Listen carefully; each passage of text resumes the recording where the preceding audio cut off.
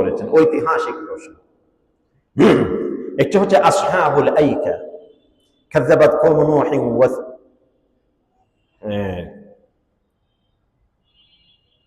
সূরাতু হিজরের মধ্যে আছে, সূরাতু সাদের মধ্যে আছে, সূরাতু কাফের মধ্যে আছে, বিভিন্ন সূরার মধ্যে আসহাবুল আইকাতির কথা বলেছেন।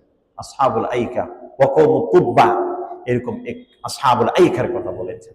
আসহাবুল আইকা হচ্ছে তারা একটি নির্দিষ্ট যে জঙ্গল এলাকার মধ্যে তারা বসবাস করতেন, এদেরকে আসহাবুল আইকা বলা হয়। কোন কোন বর্ণনা মতে তাদের কাছেও আল্লাহর পক্ষ থেকে একজন প্রতিনিধি প্রেরিত হয়েছিল। ওটা ঠিক জায়গাতে আমাদের কিন্তু তাফসীরে আসবে, আমাদের তাফসীরে আসবে, যখন আসবে আমি সেটা বিশ্লেষণ করব। যদি আপনি প্রশ্নটি করেছেন এই জন্য সামান্যটুকু আপনাকে ইঙ্গিত দিচ্ছি।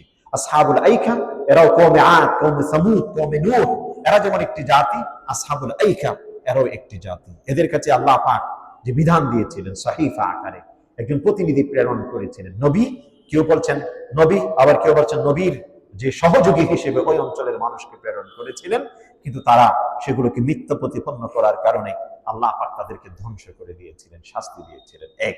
দ্বিতীয় নম্বর আরেকটি বলেছেন হাওয়ারিয়িন। হযরত ঈসা আলাইহিস সালাম সূরাতুস সফের কথা বলেছেন। এটা শুধু সূরাতুস সফ নয়, সূরাতুল বাকারার মধ্যেও আছে, সামনে সূরাতুল আলে ইমরানের মধ্যেও আছে, বিভিন্ন সূরার মধ্যে এই হাওয়ারিয়িনের কথা, সূরাতুল মায়েদার মধ্যেও আছে। হাওয়ারিয়িন রাসূল করিম সাল্লাল্লাহু আলাইহি ওয়াসাল্লামের যেমন সাহাবী, ঈসা আলাইহিস সালামের সেরকম কিছু হাওয়ারিয়িন ছিলেন।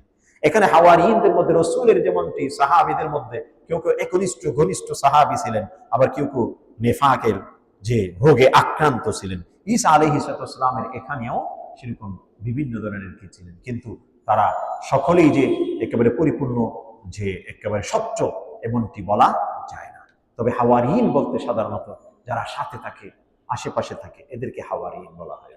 আশা করি আপনি যেটুকু না হলে না এটুকু উত্তর আপনি পেয়েছেন। এগুলো ঠিক জায়গাতে কিন্তু আলোচনাগুলো আয়াতের জায়গাতে আসবে। কোনো গুরুত্বপূর্ণ প্রশ্ন যেটা আমলের সাথে, জি বলেন।